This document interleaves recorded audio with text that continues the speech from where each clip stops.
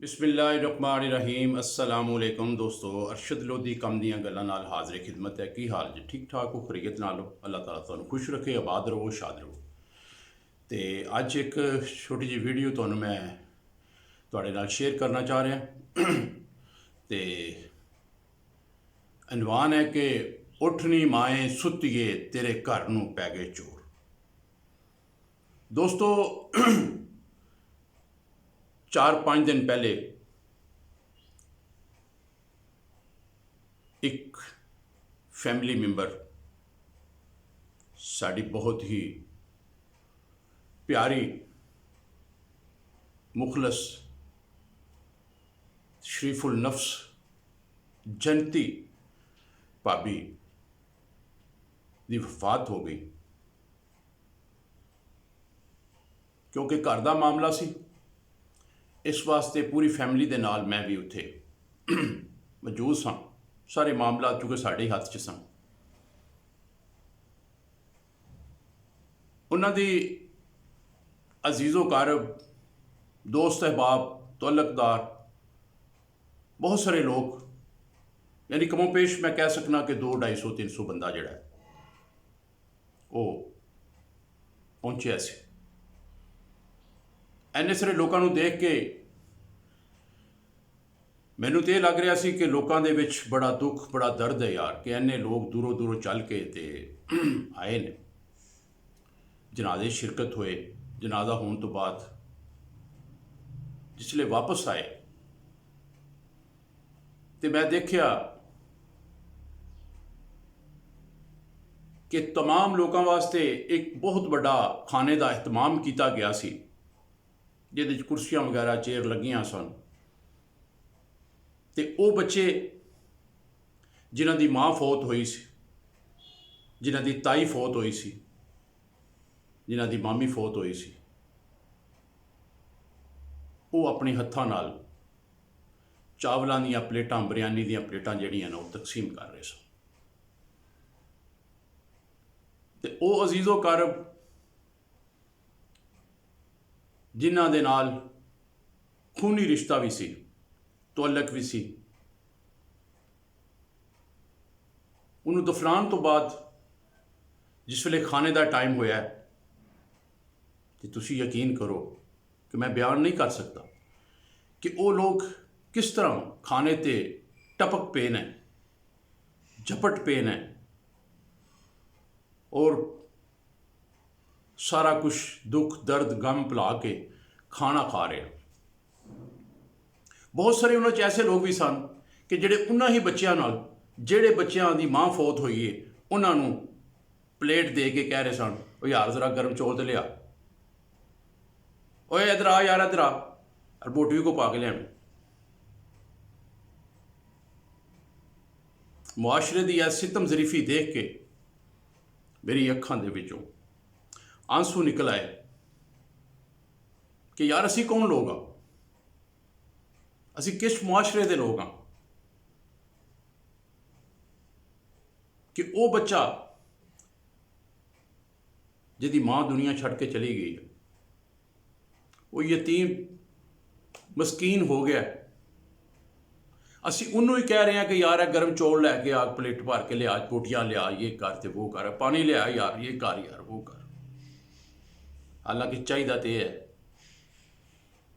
कि उन्होंने यतीमा मस्कीनां गले लाया जाता, उन्होंने सिर ते हथ रखा जाता, उन्होंने हौसला दिता जाता, उन्होंने तसल्ली दी जाती, उन्होंने दुख दर्द नूं वंडिया जाता। लेकिन ऐसा नहीं है, ऐसा नहीं। मुआशरे की सितम जरीफी ये है कि असी लोग जिस वेले किसी के दुख दर्द च भी जाने, फौत कीते भी जाने, तो अपने पेट की अग बुझाने वास्ते अन्ने हो जाने, सानू सारा कुछ भुल जाता है। असी इंज ही महसूस करने कि असी किसी के दावते वलीमा च आए हैं। दोस्तों खुदारा कोई होश से नखन लवो, ये रस्मों रिवाज इन्हां दी हकीकत तो कोई नहीं है। क्यों? कि क्या गया है इस्लामी जो फार्मूला है वो ये है कि दुनिया का गलीज तरीन खाना वो है जो तुम फौतगी वाले घर से खाते हो, लेकिन उसके बावजूद असी लोग मुड़ते नहीं। असी बोटियां ते चौलों ते टपकने झोरने खा पी के डकार मार के अच्छा यार खुदा हाफिज यार चलिए। फिर अगला सवाल साडा की हुंदा है, ओ यार ख़त्म कदों है? दसते हैं कि जी अजे हिसाब नहीं लाया, दसने हैं फोन कर देंगे। ओ आहो यार जल्दी करो हूँ अजकल टाइम नहीं गा, हूँ लोग 40वें तक नहीं डीकते, हूँ जल्दी जल्दी है 9वें 10वें तक ही लोग ख़त्म रख लेंगे ने। अच्छा जी कुछ करने हैं ए मामलात, ए सारा कुछ डिस्कस करने का मतलब ये है कि असी फिर उहदे दुख दर्द नूं नहीं वंड रहे होंदे, असी फिर अपने पेट की अग बुझाने वास्ते असी पूछ रहे होंगे कि यार ख़त्म कदों है। मतलब है खाण पीण नूं फिर कोई लवास बात मिलन, फिर असी अपने पेट की अग बुझाइए। और यार ख्याल कराया करो यार, और जिन्हां दी माँ मर जाती है, जिन्हां दा प्यो मर जाता है, जिन्हां दे अजीज़ो कार मर जाते हैं यार, उन्हां दे घर ही असी बिरयानी खा रहे होंगे। हालांकि चाहिए अखलाकी तौर पर तो है कि असी खुद एहतमाम करिए उन्हां दे वास्ते, क्योंकि उन्होंने तो बेचारिਆਂ ਨੂੰ ਇਹ होश नहीं होंगी, उन्होंने तो माँ मर गई होंगी है, किसी का प्यो मर गया होंगे, उन्होंने तो अपने आप की होश नहीं होंगी, और उन्होंने दुनिया उजड़ गई होंगी है। कोई अपने पल्लियों खर्च कराया करो, अपने नाल मामलात कराया करो, उन्होंने पूछया करो कि यार तेरे को है भी है कि नहीं, ऐ तो पुछते नहीं हैं। तो ये जरूर पूछने हैं कि यार गर्म चौल लिया यार, लैग पीस पा के लिया यार, ये करिए वो करिए। तो दोस्तों गल करने का मेरा मकसद जिहड़ा सी वो किसी की दिल उजारी करना या किसी को तनकीद करना या किसी होर मामले च करना नहीं है, सिर्फ समझाने की कोशिश की है कि यार खुदारा जो फौतगी ते जाने तो कम अज़ कम घरों खा के जाया करो, तो कोशिश कराया करो यार अगले दे घरों निकल के बाहर होटल ने बाहरों खा लिया करो या घर आके खा लिया करो। कम अज़ कम वो लोग जोड़े शहर मतलब अपने शहर के लोग होंगे ने, किसी भी शहर हो, चाहे वह लाहौर हो चाहे और किसी हो, अपने शहर के अपने गिरदो नवाह के लोग जोड़े होंगे ने वो तो कम अज़ कम इस खाने तो मतलब थोड़ा परहेज़ कराया करो।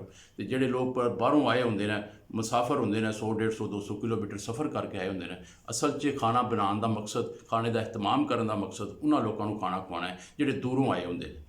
अल्लाह ताला सानू तौफीक देवे कि असी किसी दुख दर्द शामिल हो सकीए।